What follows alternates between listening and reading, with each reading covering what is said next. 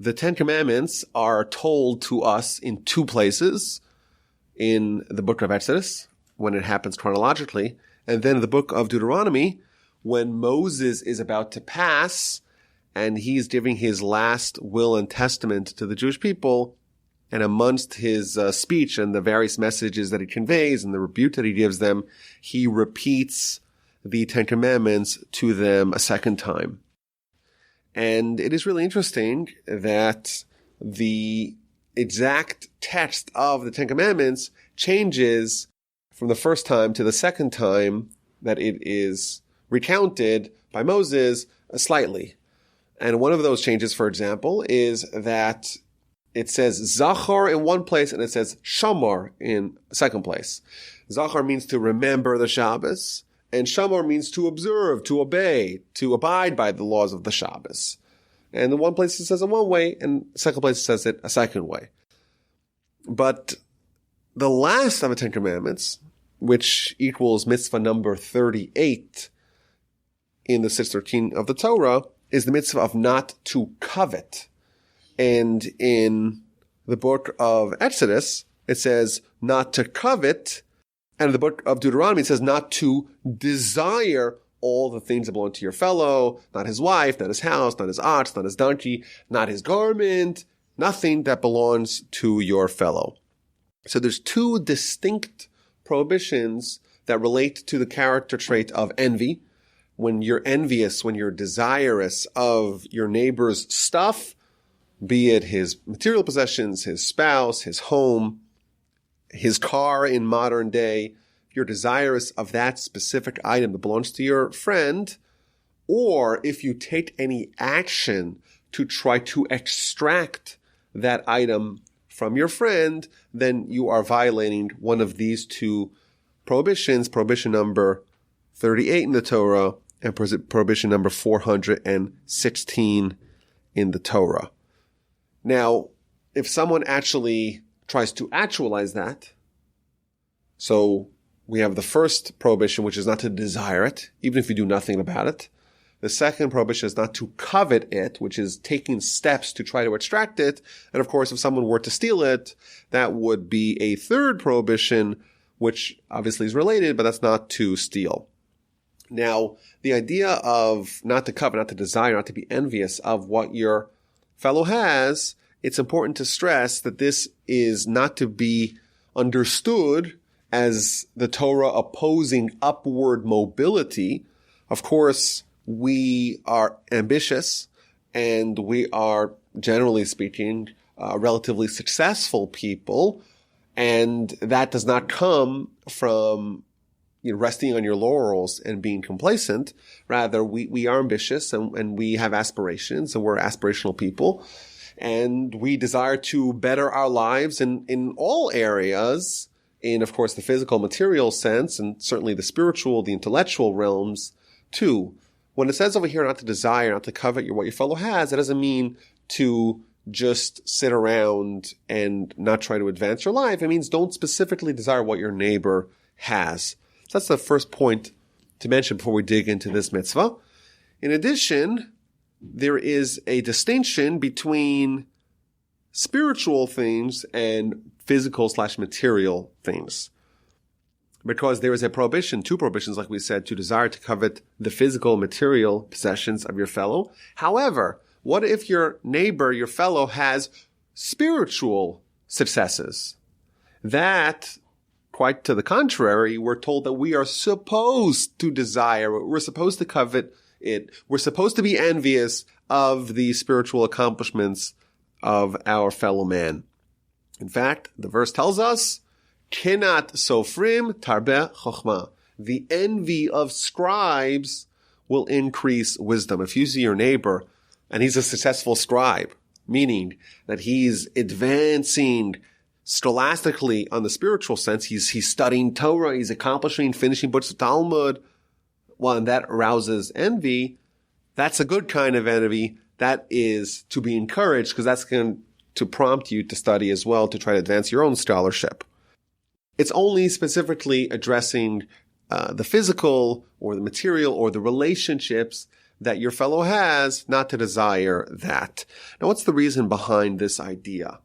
Because I think it's a very expansive idea, the idea of envy. It's a very basic, almost root emotion that we always, or we default to experiencing. You see kids, and kids are invariably envious. Why does he have more? Why do they get 12 jelly beans and I got only 11?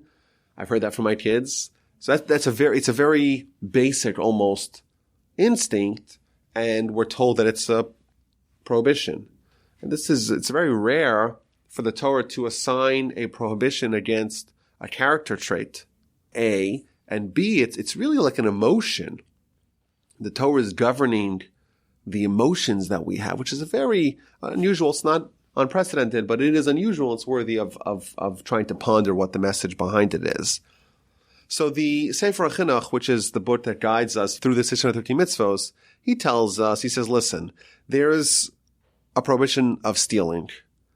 And when the Torah tells us that we have to stop a step earlier, we can't be desirous, we can't be envious, we can't be jealous, we can't be covetous of what our fellow has, that's a prophylactic against stealing. If someone assures that they're not going to desire what their fellow has, that will prevent them from actually taking a step to try to acquire it, and therefore you'll be spared from what could potentially result from your desires, from your coveting what your fellow has. This is interesting because we are familiar with the concept of rabbinic fences, rabbinic ordinances, rabbinic edicts to prevent a Torah transgression. So, for example, the classic example of this is the Torah tells us that we can't do work on Shabbos, and we know that there's 39 different categories of work that's forbidden on Shabbos. One of them is to not write. And come along to the rabbis, and they say not only shouldn't you write on Shabbat, you shouldn't handle a pen on Shabbat, because handling a pen is likely to lead you to actually utilizing that pen for its intended usage, which of course is writing, and therefore stop yourself a step earlier. So that's a rabbinic concept that we see all over the Torah.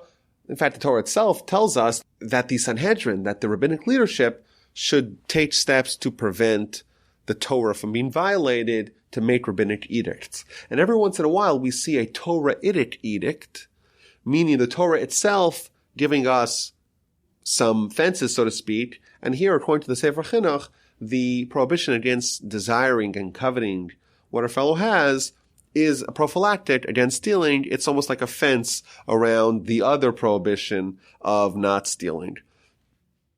Now, there's a very powerful essay by the Ibn Ezra, which is one of the medieval commentators on the Torah, where he, I think, opens up a whole new vista of understanding of this idea of not desiring and not coveting what our fellow has. And he begins by asking, the obvious question. He tells us that there's many people that wonder about this mitzvah. Is it really reasonable that the Torah governs what we desire? After all, how is it possible that a person should not covet in his heart what is beautiful, what is desirable in his eyes? It's almost an instinct that we have. It's a knee-jerk reaction. You see something, you want it. Kids have it all the time. How is it reasonable for the Torah to govern this? How indeed is this a fulfillable commandment? And he tells us a parable of a simpleton, a rural person, a poor farmer, but one of sound mind. If you see someone who is a peasant, but he has a sound mind, and he gets a glimpse of a princess, of the king's daughter. And she's very beautiful, and she's very rich, and she's very powerful. But there is a tremendous gulf socially separating these two people. She, of course, is in the highest social strata, and he is all the way at the bottom on the lowest. And if he's of sound mind, he realizes that there's no way that he will ever get this woman. She's totally out of his league, and it's not feasible for him to have her. Similarly, normal, healthy, soundly rational people don't desire to sprout wings out of their forearm and to soar like an eagle. Now, would it be cool to be able to fly like an eagle? That sounds fantastic. That sounds wonderful. You could just skip over all the traffic. You could get a nice literal bird's eye view of everything that's happening. Amazing. Everyone would love that, but why don't we desire it? Says the Ibn Ezra that people only desire the things that they view to be obtainable. People only lust after the things that they assume that they could actually acquire. When someone realizes that things are entirely unobtainable, they're beyond the limitations of the fixed and rigid rules of the world, they cease to desire it. Lust, the Ibn Ezra tells us, is not blind. It's limited to what a person views as accessible. And therefore, this mitzvah, not to desire, not to covet what our fellow has, in effect, what the mitzvah is telling us is that we have to realize that everything that our fellow has was apportioned to him by God.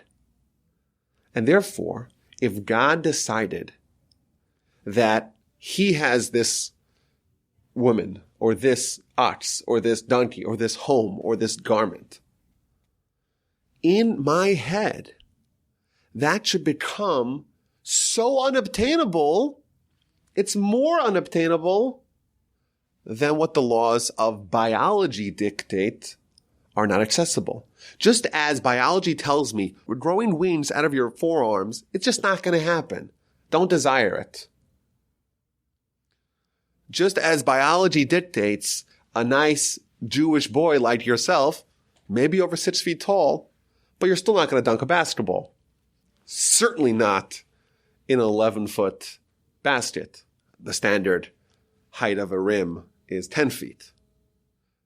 You're not going to do it. It's just not possible. Don't even desire it. When the Almighty God, creator, overseer, sustainer of everything, decides this is not yours, this is your neighbor's, that should change how you see the world. That should alter what you think is accessible to you. And therefore, you should naturally not desire it, just like the peasant naturally does not desire the woman that's out of his league, and just as rational, healthy people don't desire to sprout wings out of their forearms and to soar and to fly like a bird. There's a very deep idea over here, that the Ten Commandments, they begin, I am the Lord your God, who took you out of the land of Egypt. They begin with telling us about the concept of faith. And they end, according to this Ibn Ezra, also with the concept of faith. The difference being that I'm the Lord your God, it's an intellectual, abstract concept that can entirely remain in our minds, remain theoretical, remain intellectual. At the very end of the Ten Commandments, that is a reflection of this concept being applied, being absorbed, being brought down to the realm of the practical, of the tangible, of the palpable. When this concept actually reverberates within you, what does it look like? How does someone who sees the world through faithful lenses, how do they behave?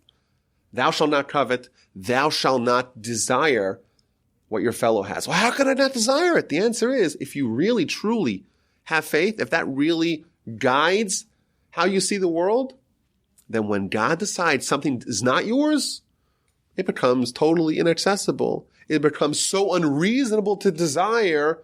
Only people that are not operating in a logical, rational, reasonable way would even desire it.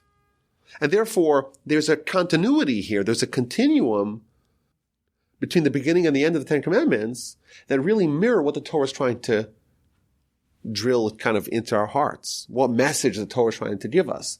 And that is not only to know that God exists, but to actually live your life in a way that you are guided, that you are governed by this as a reality and how you see the world. Your Weltanschauung, your worldview now is via this principle, via the principle that God really exists and oversees what happens in the world. You know, the question of envy. People, I think, assume that it's an interpersonal matter. For you being envious of your friend, it's kind of a violation that you have against your friend. If so, why is there a difference between being envious of his physical and his spiritual accomplishments? If it's an interpersonal matter, should it make a difference? We believe that envy is a violation of faith. Because when someone's envious, they are ignoring the fact that it is God who apportions these things. And in fact, there's many sources to this effect. So for example, the Talmud in the book of Nida, page 16b, tells us a very dramatic idea. There's an angel that oversees conception. And that angel's called Lila. Lila, incidentally, is the Hebrew word for night. And this angel takes the drop of primordial biological fluid and presents this drop before God and asks God the following question. This drop, will he be strong physically? Will he be weak physically? Will he be sharp intellectually? Will he be dull intellectually? Will he be rich financially? Or will he be poor financially? The only question that is not resolved before someone is even conceived is, will you be righteous or will you be wicked? A second source to this effect is found in the Talmud in the book of Sota, page 2a. The rabbi taught 40 days before the formation of the child, a prophetic voice announces the daughter of so-and-so will marry this person. The house, this specific house, will be acquired by this person, and this field will be acquired by this person. Meaning that kind of the essence of what people desire, what people covet that belongs to their fellow, their livelihood, their field, their residence, their home, their spouse, their wife, those things are decided by God.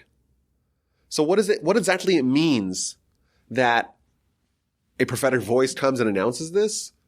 It's a separate question. What does that mean? What's the nature of that voice? What does it mean that there's an angel called Lila that takes the drop and asks God what's going to be with this person?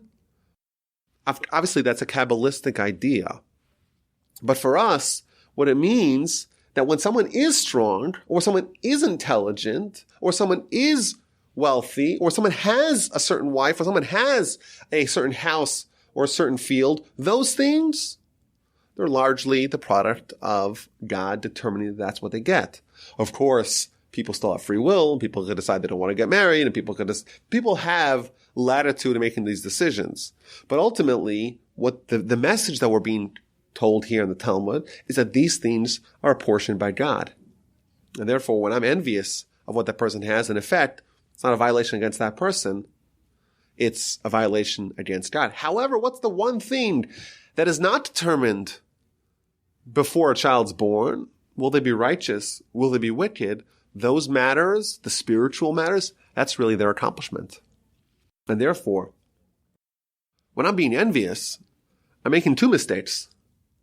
I'm making mistake number one, the person themselves earned it. I'm making mistake number two by ignoring, obviating God's role. However, with respect to the spiritual accomplishments of my fellow, then it's truly appropriate for me to be envious, because you know what?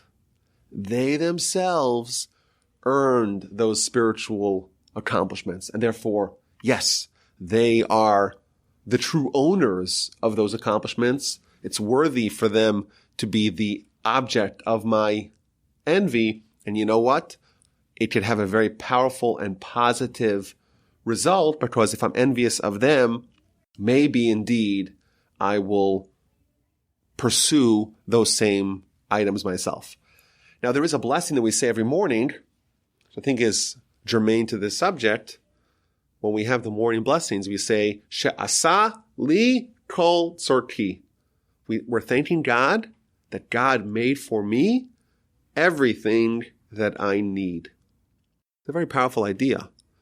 We're declaring that we believe that the Almighty positioned us for a certain role and gave us exactly all the tools that we need to accomplish our mission, to fulfill that role, that specific role that we were placed on this earth to accomplish.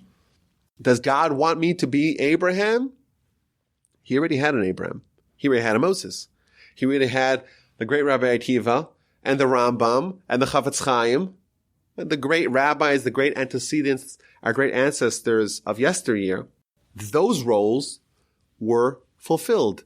Those boxes have been checked. My personal role, my personal mission, responsibility that the Almighty placed me on this earth to accomplish, that I was given everything I need to accomplish that.